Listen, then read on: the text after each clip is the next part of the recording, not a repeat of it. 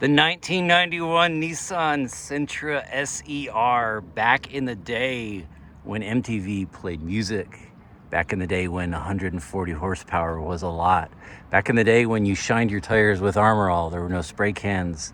They made really cool cars like this. This is my newest project, and I will be doing a series of videos on this car. I found this unicorn in the wild, and if you've checked any of my videos, or if you're a subscriber to this channel, you will know that I had one of these years ago, and I've said over and over that I regretted selling it. So kind of said, okay, bye, and have casually been looking for the last few years for one. Not really intending to buy, to be honest with you. I've got some other cars that I wanted to pick up after I sold my last car, which was a 2015 Accord 6.6. So I had some things I was looking for, and look what I found. Kind of by accident, but I had always said, yeah, I had one, but this is one of the cars I never should have sold. And if I can find another one in good shape, I'm gonna snag it. And I did. Guys, this is a one owner since 1991 Sentra SE-R in very, very good condition. Not perfect, but very good condition. It has 161,000 miles, and I picked it up for what I felt like was a fair price. And I'm gonna just show you a little bit about the car today. I'm not gonna drive it, that'll probably be the next video. But I wanna just show you a little bit about the car, tell you a little bit about it, go through the features, and talk about my plans for it. And like all cars on this channel, or most, this will eventually be for sale. So I have sold several cars through this channel, and if you have interest and you're watching this, reach out to me. My email is puddleglum72@gmail.com, puddleglum72@gmail.com. And like everything else, I'll probably keep this about 6 months. Enjoy it, pass it on, and then find the next treasure. So I couldn't pass this one up. It is one owner, as I said, and I'll tell you a little bit about the Sentra SE-R. I've got some magazines here. I collected these. And just you could see from back in the day, from 1991, how Road and Track and Car and Driver just said incredible things about this car. This article says pate performance at shopped liver prices. This one from Car and Driver says the only thing it lacks is a prestigious hood ornament. And it made 10 best, there it is, for Car and Driver 4 years in a row. All 4 years of its production run, it made 10 best. And you can see their verdict here. High was engine powered smoothness, 140 horses. Low, having to tell everyone I bought a Sentra. And the verdict, a true sports sedan that just happens to be inexpensive. Some of the specs, 0 to 60 was 7.4 seconds, which is very respectable. Gets high 20s MPG, and I have the original window sticker here, as you can see, and this stack of receipts. And I'll tell you a little bit about this car. It isn't perfect, needs a few things. I've already done a few things to it, and just had the windows fixed. It had purple bubbling paint tint from 1991 that I've done that before, scraped it off. This time I paid a shop to do it and put new 35 on it, and it looks absolutely great. But yeah, this is a car that the special thing about this is it's basically a Sentra, which was their two-door, their version of the Corolla or the Civic.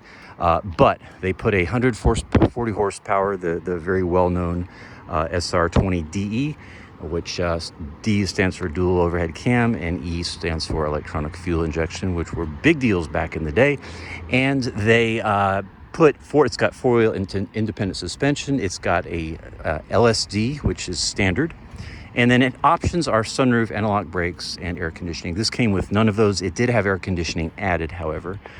And that's really it. I mean, so it was a car that, came with a 140 horsepower Whopper with an LSD and a four-wheel independent suspension. And it's quite a nice little car. I'll tell you a little bit about what's been done to this car. As you can see, it is in really great shape.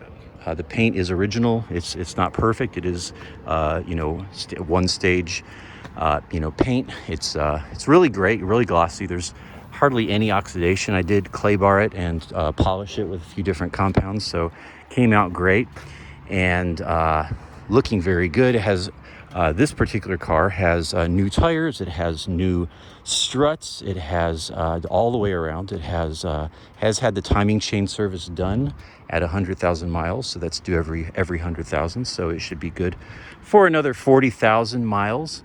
And then it's got new fuel injectors, new spark plugs, and just a whole mess of other things about it, which have been very, very well maintained. So it's a great one. Again, because of all that, couldn't pass it up, being a one-owner car. And I'll show you the interior. It is pretty perfect, and it is almost stock. As you can see, a little wear on the door or the seat there, but these are wonderful seats. These are the stock seats. Back seat, of course, has probably never been sat in. And then you didn't get much with this car. It was interesting talking to the folks that they've tinted the last 5 or 6 of my cars, and they were laughing about this car because their 20-year-old daughter was on the team to help do the car, and she has a 2025 Accord. So she pulled up in that and then got in this and started scraping off a 34-year-old tint. And her perspective was great. She couldn't believe it, like just sitting in the car looking around. The roll-up windows, I'll just take you through the car real quick. Huge doors, of course, because it's a coupe with back seats. You go to the center stack. It has the leather steering wheel, which is pretty perfect shape. You have your basic gauges, a 7,500 RPM red line, fuel temperature, nice tachometer, love that tachometer. And then just your standard stuff. It's got power windows here. It's got, this is an Alpine installed radio from 1991. This was $240 to buy back then. And it has a tape deck, which works. Of course, your climate controls, and then you've got your ashtray, 5-speed transmission, e-brake, glove box. That's all there is to this car. I'll let you look under the engine, or under the hood rather.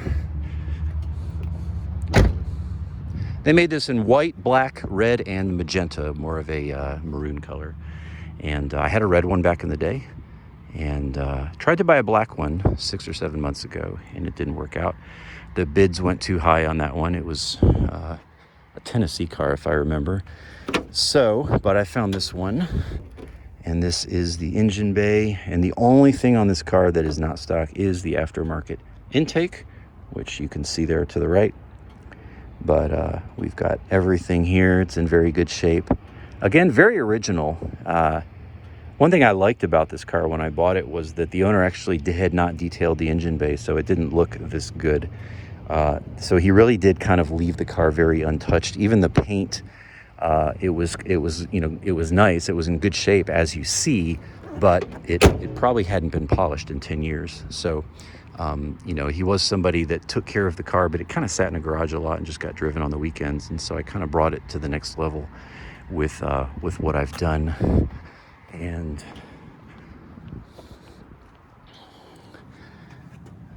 I tried to get a custom plate that said SR20DE. It was supposedly available here in Georgia.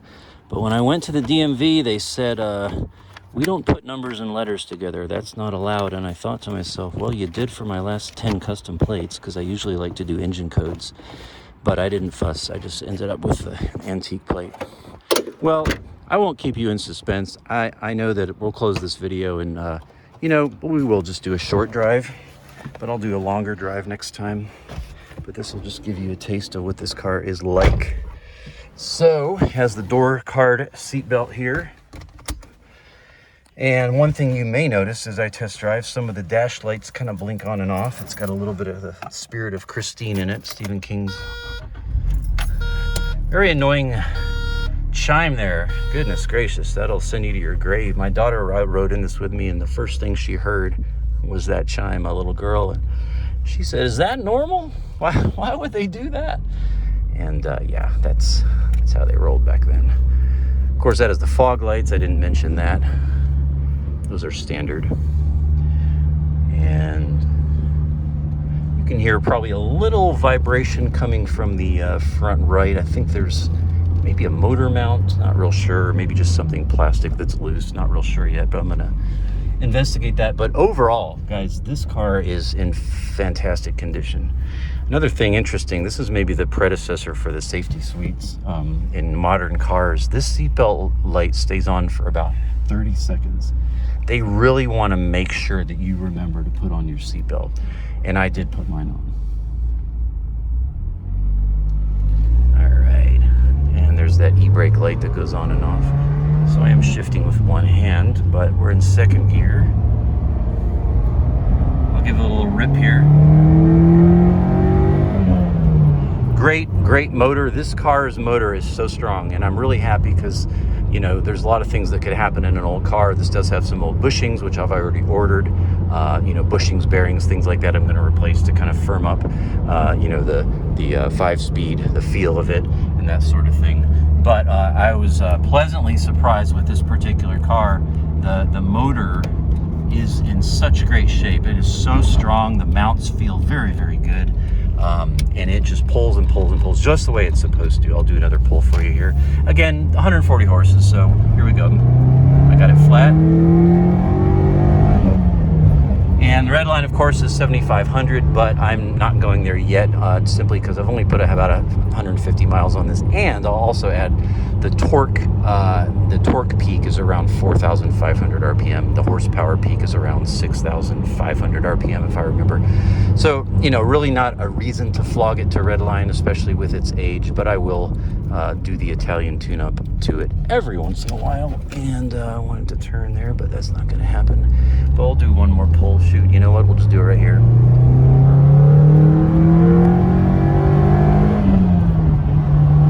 Straight down the road, rolls straight down the road. Just had an alignment done. It's perfectly straight, and just a great car. So in closing, you know, I'll share just a kind of a comparison idea real quick for you. I've owned a lot of these little 90s cars. I've owned and still own a CRX SI with the ZC engine, which is about 135 horsepower, about the same as this, although that car is lighter. I recently, about a year ago, sold my EM1, my Civic Si 2000, and this car, you know, I would kind of compare it to those two, you know, more than anything else, just because it's similar in the year, the, you know, age. Civic's a little newer, but still that old school analog feel. So my rankings for those three cars, the top of those three, having owned and driven and modified and you know, repaired all three, the third place of those three would be the EM1. It's a lot heavier than this. The engine, while it's a little stronger, it's only a little stronger after 6,000 RPM, whereas this car is 2 liters and you have instant torque, and it really feels a lot like the ZC and the CRX. So I would put the Civic in third place, and you know, again, a reason for that is that the Civic. I'll do another pull for you here. And 1, 2, 3, got it floored. And again, the enjoyment of these cars, and the reason you buy them is not so you can blast to 60 faster than a minivan, because you can't. It's because you have that old school getting to wind it out, listen, feel the motor. It just feels so responsive. It sounds so good. And that's really the joy of a car like this. Back to my comparison, yeah, the EM1 is great once in VTEC, and it's absolutely beautiful. I owned one for about a year, and I know there's going to be some people that don't agree with this, but it's just such a heavy, ponderous, wishy-washy car compared to, say, the CRX or this. So I put it in third place. Second place of those three, CRX, SE-R, and EM1, I would put this car, the SE-R. It is in some ways better than the CRX. It definitely feels firmer. It's heavier, so you have more of a sense of, you know, I hate to say this, but luxury. Like, you have a more of a sense of firmness. Like, this car is incredibly comfortable, and but you still get the chops with the handling and the acceleration and that analog feel. So I put it there. I'd put it in second place, and I would have to say the CRX still remains my first out of these little cars, just because it's lighter. It's probably a little quicker in the version I have, the ZC engine, the dual overhead cam, and it's just so much more nimble. It beats you up. You feel everything, but that helps you feel everything when you take a corner or accelerate. But having said that, this is an amazing car. It's really a gem. And again, this is the second one I've owned, and I'm looking forward to working on it. Again, I've done an alignment, got the tint done today.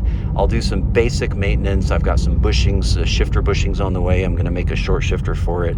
And other than that, guys, just going to clean it up and, you know, take good care of it, enjoy it a while, put a few thousand miles on it, and pass it on to someone else. So that's my thoughts on my new to me 1991 SE-R. This is the B13 Sentra. Appreciate you watching. Leave your comments if you know about this car. If you don't, hey, start doing some research, because this is a hidden gem if there ever was one.